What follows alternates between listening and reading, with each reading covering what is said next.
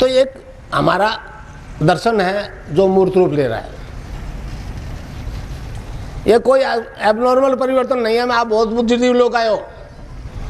देखिए ऋग्वेद, हमारा ऋग्वेद जो है सबसे पुराना वेद है, वो कहता है शरीर की रचना 7 प्रकार के सेल्स से हुई है। फिर वो अलग अलग सेल्स की बात करता है तो पहले मैटर से शुरू करता है, अन्न से बनने वाले कोष, अन्नमय कोष, प्राणमय कोष, मनोमय कोष और विज्ञानमय कोष, फिर आनंदमय कोष, चित्तमय कोष और सत्यमय कोष। तो आज तक मानव जाति में 7 में से 4 कोष चेतन हो गए, मन, प्राण, मन और विज्ञान। विज्ञान ने शिखर तक पहुंच गए विज्ञान, मगर फिर भी मानव की समस्याओं का अंत नहीं कर पाया। तो मैं उनको कहता हूं कि जब तक आखिरी तीनों कोष चेतन नहीं होंगे, मानव जाति की, जिसे हम सतचित आनंद कहते हैं, समझे, ब्लेसिंग बिकमिंग बीइंग अंग्रेजी भाषा, ये जब चेतन होंगे तो आदमी की समस्याओं का अंत होगा। तुम मेरे से बात करो, तुम दूर दूर मत भगो। मैंने तुमको बुलाया है, तुम आ क्यों नहीं रहे हो? पुलिस की आड़ में बच नहीं सकोगे। तो ये एक विज्ञान है। अब वो आनंद में कोष चेतन हो गया, फिर आदमी सत्य में जाएगा, फिर चित्त में चला जाएगा। तो अब हैरान है जी, जब मैंने कह दी divine transformation of human being है ये, वो कहते लो ये एड्स वेड्स तो कहेंगे, इसने एक और अड़ंगा कर दिया। तो मैं नहीं कह रहा हूं, ये विश्व के ग्रंथों की भविष्यवाणियां है। Creation of new world, creation of spiritual world, divine transformation human being. तो मैं वो काम कर रहा हूं। मैं कहाँ एड्स मिटा रहा हूं? मैंने कब कहा मैं मिटा रहा हूं? मैं एड्स को मिटा रहा है आपके अंदर वाला डॉक्टर और बाहर वाला डॉक्टर। मैंने कभी बाहर वाले डॉक्टर को चैलेंज नहीं किया। मैं चैलेंज नहीं कर रहा हूं, मैं उनसे कंस्ट्रक्टिव बात करना चाहता हूं। अब वो घबरा इसलिए रहे कि वो नहीं कर पा रहे, फिर ये कर देगा तो फिर तो हमारी तो गई। वो उनमें इंफीरियरिटी कॉम्प्लेक्स जबरदस्ती का आ गया। तो इस प्रकार ये लोग तो सुधर गया। एड्स वेड्स देखिए, अरविंद की भविष्यवाणी है ये। इन्होंने आज बूथ लगा रखे ना पार्लियामेंट में, विवेकानंद जी की, अरविंद की, और माला डाल देते और जीते जी क्या किया शायद आपको नहीं मालूम। विवेकानंद जी को आजीवन हिंदू धर्म से बाहर कर दिया। मंदिर में एंट्री नहीं दी जब तक वो जिंदा रहा बेचारा गरीब। कलकत्ता जाके देख लो, हुगली के इस पार और हुगली के उस पार। और उन्हीं के पूर्व जात स्वामी जी को कैसे करवा रहे। अरविंद को कभी रिकॉग्नाइज नहीं किया इस सरकार ने, इस देश ने, क्योंकि वो गांधी के खिलाफ था, गांधीवादियों का राज रहा। इसलिए अरविंद के बारे में आप कोई कुछ नहीं जानते। जबकि अरविंद ने जितना नजदीक से भविष्य को देखा है, मानवता के विकास को नजदीक से जितना अरविंद ने देखा और किसी ने नहीं देखा।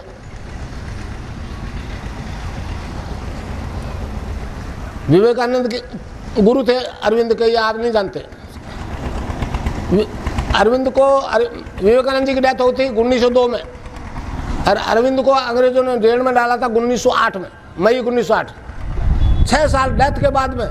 और अरविंद ने साफ लिखा कि काल कोठरी में मेरे को स्वामी जी की आत्मा आकर के दीक्षा देती थी 15 दिन लगातार।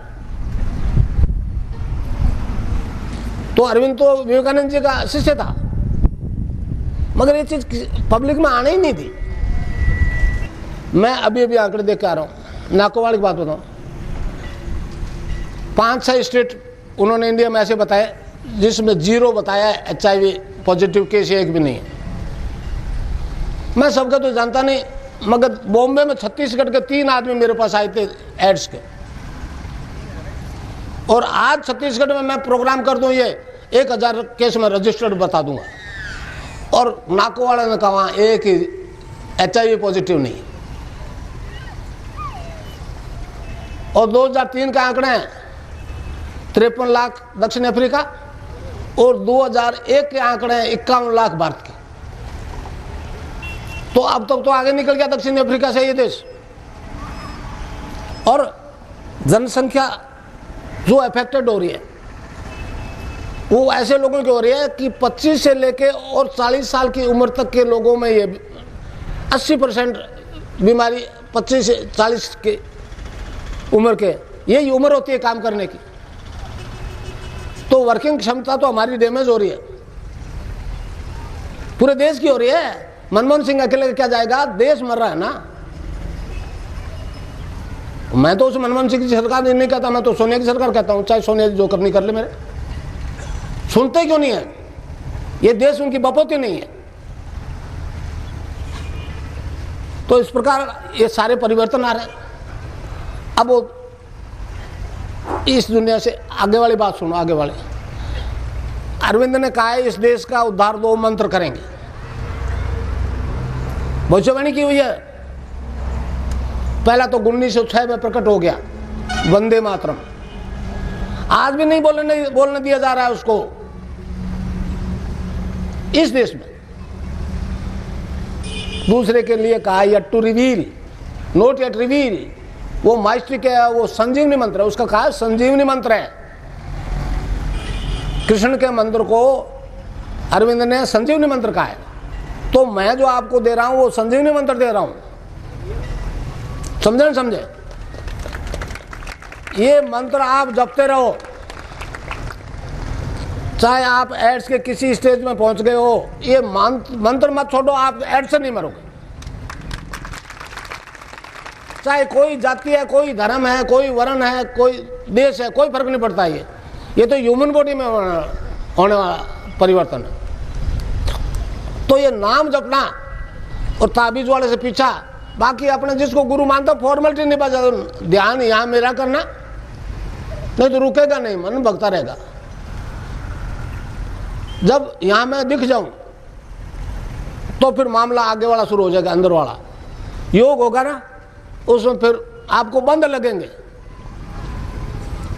बैठ गए आराम से। योग के 8 अंगों का अनुष्ठान है, यम, नियम, आसन, प्राणायाम, प्रत्याहार, धारणा, ध्यान और समाधि। तो ये तीनों अंग आपको चेतन हो जाएंगे, धारणा, ध्यान और समाधि। योग होगा जब धारणा पक्की हो जाएगी कि योग कैसे हो गया, अपना आप मैंने तो नहीं किया।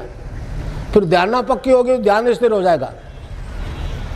तो फिर पहले आसन बदलेगा। आप तो आराम से बैठ गए इजी आसन में, यहां गुरु को देखो, नाम चालू है, इससे आगे आपकी कोई ड्यूटी नहीं है। अगर गुरु में कुछ सच्चाई है तो फैसला हो जाएगा, और नहीं तो बहुत से गुरु तो मैं नहीं नाम लूंगा, कहते हैं 20 साल तक तो ऐसा करो तो कुंडलिनी जाग जाएगी। साल भर का झांसा तो मैं भी अभी दे दूं, तुम मेरा क्या कर लोगे। और साल भर बाद क्या नहीं हो जाएगा जो आज नहीं है, अभी क्यों नहीं हो जाए। और अब भी नहीं होगा तो झांसा है, साफ सुन लो, अब तो फैसला होने वाला है। तो इस प्रकार वो फिर कुंडलिनी पहले आसन लगाएगी, मूला पहला बंद लगेगा, आसन लग गया, फिर पहला बंद मूलाधार। अब वो अपान वायु, 5 प्रकार के वायु होते हैं योग में, प्राण, अपान, समान, उदान और व्यान। तो हर एक वायु का शरीर में अलग अलग काम है। अपान वायु नाभि से नीचे के डिस्चार्जेस को बाहर फेंकता है, और कुंडलिनी रीढ़ की आखिरी हिस्से में। तो जब तक वो अपान वायु ऊपर नहीं उठेगा,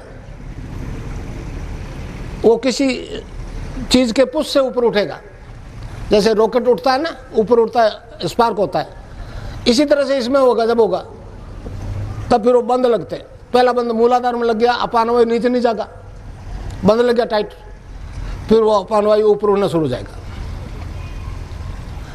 जो ही नाभि से ऊपर गई कुंडलिनी, दूसरा बंद लग जाएगा, उसको कहते हैं उड़ियान बंद।